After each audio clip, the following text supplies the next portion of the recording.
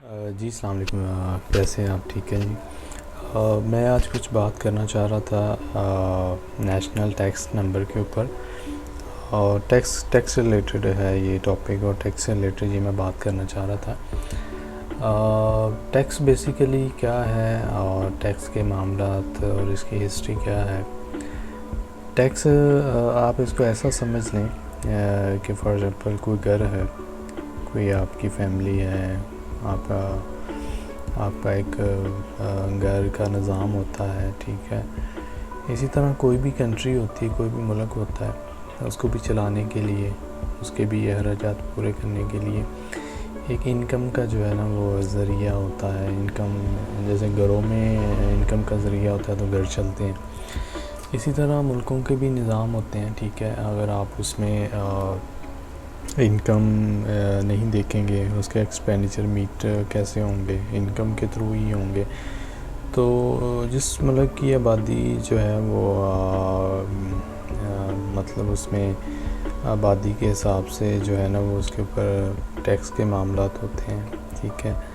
आबादी कम है तो फिर उस हिसाब से टैक्स के मामलात होते हैं। आबादी ज़्यादा है, वहाँ पे क्या हिसाब है, महंगाई है नहीं है, जो भी चीज़ें हैं वो एक अलग एक उसके ऊपर है, वो एक टॉपिक है। लेकिन नेशनल मैं बात करना चाहूँगा नेशनल टैक्स नंबर के ऊपर। टैक्स के हवाले से जो है ना वो बात करना चाहूँगा कि टैक्स क्या है। टैक्स बेसिकली एक कंट्रीब्यूशन होती है एज अ इंडिविजुअल, ठीक है। एज अ इंडिविजुअल भी कंट्रीब्यूशन होती है, ठीक है। और इसमें आपकी कंपनी के थ्रू भी इसकी कंट्रीब्यूशन होती है। प्राइवेट कंपनीज़ भी होती हैं, पब्लिक लिमिटेड कंपनीज़ भी होती हैं, फ़ॉरेन की कंपनीज़ भी होती हैं, फ़ॉरेनर जो आके कंपनीज़ बनाते हैं। तो बेसिकली टैक्स पे करके तो वो आगे जो है ना मामला चलाते हैं, बिजनेसेस करते हैं। तो टैक्स बेसिकली ज़िम्मेदारी है, वो हमने पे करना होता है। ये स्टेट को पे करना होता है, गवर्नमेंट को पे करना होता है ये tax as a individual company, और कोई भी इसको पार्टनरशिप भी हो सकती है, प्राइवेट भी कुछ भी हो सकता है, ठीक है। तो ये बेसिकली जो टैक्स के मामलात हैं, ये फिर उसका हिसाब किताब रखना as a individual, as a company, ये वो सब कुछ इसमें आ जाता है। तो इसका जो तरीक़ाकार जो प्रोसेस है वो FBR ने भी डिफ़ाइन किया हुआ है। मैं भी कोशिश करता हूँ बताने की। वो ये है कि आपको कुछ प्रोसेस से गुज़रना पड़ता है, ठीक है। वो प्रोसेस जब आप कंप्लीट करते हैं तो आपको एक स्पेसिफ़िक जो है ना नंबर इशू कर दिया जाता है। अगर आप एज अ इंडिविजुअल हैं तो आपको जो है ना ID कार्ड के अगेंस्ट जो है ना एक वो नंबर इशू कर दिया जाता है। आप उसके बदले में अपनी जो है ना वो फ़ाइल रिटर्न करते रहते हो, टैक्स की फ़ाइल रिटर्न करते रहते हो FBR को, ठीक है। फेडरल बोर्ड ऑफ रेवेन्यू, ये फेडरल जो है ना एक इंस्टीट्यूट है, अदारा है पाकिस्तान का, वहाँ पे ये टैक्स सबमिशन होता है सारा। तो अगर तो इंडिविजुअल है तो उसका भी एक तरीक़ाकार है। अगर सोल प्रॉपरशिप है, सिंगल ऑनर है, उसका भी एक तरीक़ाकार है। कंपनी है, प्राइवेट लिमिटेड है, एसोसिएशन ऑफ पर्सन है, या जो भी है, तो उसका तो एक तरीक़ाकार होता है NTN नंबर लेने का, ठीक है।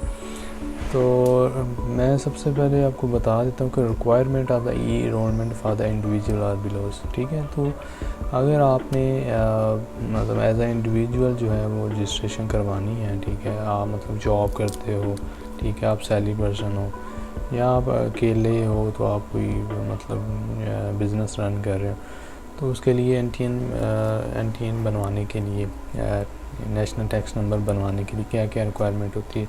तो सबसे पहले आपका CNIC नंबर होना चाहिए, ठीक है। अगर आप नेशनल हैं उस कंट्री की, जस्ट लाइक पाकिस्तान है, तो सबसे पहले NTN बनवाने के लिए आपका CNIC नंबर होना चाहिए, ठीक है। उसके बाद अगर आप ओवरसीज़ में हैं, ठीक है, तो आपका NICOP ये होता है national identity card of overseas Pakistani, ठीक है। ये होता है, या ठीक है, या पासपोर्ट नंबर होना चाहिए उनका, पासपोर्ट भी आपको पता है होता है। उसके बाद आपका मोबाइल नंबर एक होना चाहिए, ठीक है। मोबाइल नंबर बहुत ज़रूरी है जो आपके नाम पे रजिस्टर्ड हो, आपके ID कार्ड के नाम पे। ये मैं एज ए इंडिविजुअल की बात कर रहा हूँ, ठीक है। उसके बाद एक्टिव ईमेल एड्रेस, जो आपका पर्सनल ईमेल एड्रेस है वो होना चाहिए, ठीक है, पर्सनल ईमेल एड्रेस, ठीक है।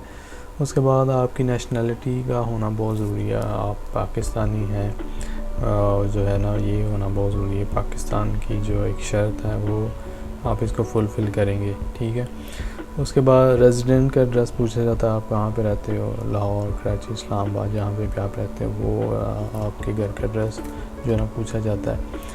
उसके बाद अकाउंटिंग पीरियड्स होते हैं, ठीक है। आप फॉर एग्जांपल जॉब कर रहे हो, ठीक है, जॉब आपकी 12 मंथ चल रही होती है, 12 महीने, तो वो उसका रिकॉर्ड मांगा जाता है, ठीक है, कि मतलब आपका अकाउंटिंग पीरियड क्या है, मतलब आप किस हिसाब से सबमिशन करना चाह रहे हो, ठीक है। तो ये मतलब एज ए इंडिविजुअल के ये थोड़े से वो रिक्वायरमेंट्स हैं बीआर की।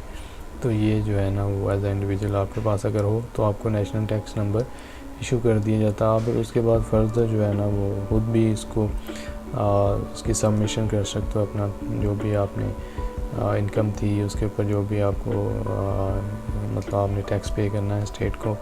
ये नॉर्मली मंथली भी होता है, 6 मंथ के बाद भी होता है और साल के बाद भी होता है। तो ये जो नेशनल टैक्स नंबर है ये हासिल करने का ये एक तरीक़ाकार था।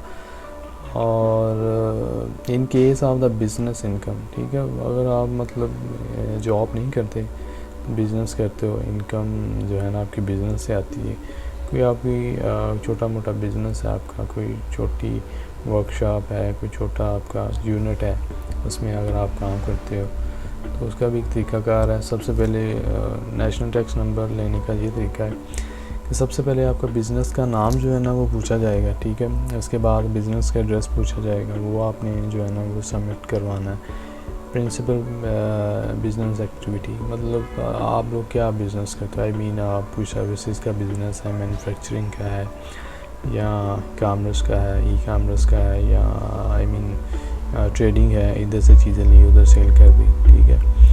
तो उसके बाद name and an employ in case of salary income, ठीक है। तो अगर तो सैलरी इनकम है उनकी, जो आपका बिजनेसमैन है, जो आपका ऑनर है या बिज़नेस का जो ऑनर है, अगर वो फर्स्ट टाइम में जॉब करता है, सेकंड हाफ में वो बिज़नेस करता है, ठीक है, तो उसका एक तो अपना NTN होगा उसका एम्प्लॉयर का, ठीक है, name and NTN of employer इनका के साथ, ठीक है। हाँ बिल्कुल। अगर तो फॉर एग्ज़ाम्पल आप कहीं पे जॉब करते हो, ठीक है, तो अगर आपका NTN नहीं बना हुआ भी है, ठीक है, या कोई इस तरह के मामला है, तो आपके पास NTN होना चाहिए आपके एम्प्लॉयर का, ठीक है, जिसने आपको जॉब पे रखा हुआ है या जिन्होंने आपको एम्प्लॉयमेंट लेटर दिया हुआ है, जिनके हाँ आप काम करते हो, ठीक है। तो ये जो है आपके एम्प्लॉयर का ID नंबर होना चाहिए, NTN नंबर होना चाहिए, ठीक है, और address of the property in case of the property income. अगर आपके पास प्रॉपर्टी है, आपको प्रॉपर्टी से इनकम आ रही है, तो आपके पास प्रॉपर्टी की जो है ना वो प्रॉपर इनकम का हिसाब किताब हो, ठीक है, ताकि मंथ एंड पे या साल एंड पे आप उसके कैलकुलेट करके तो आपका जो इनकम आपका बनता है, इनकम टैक्स जो आपका बनता है वो आप उसको सबमिशन करवा सको।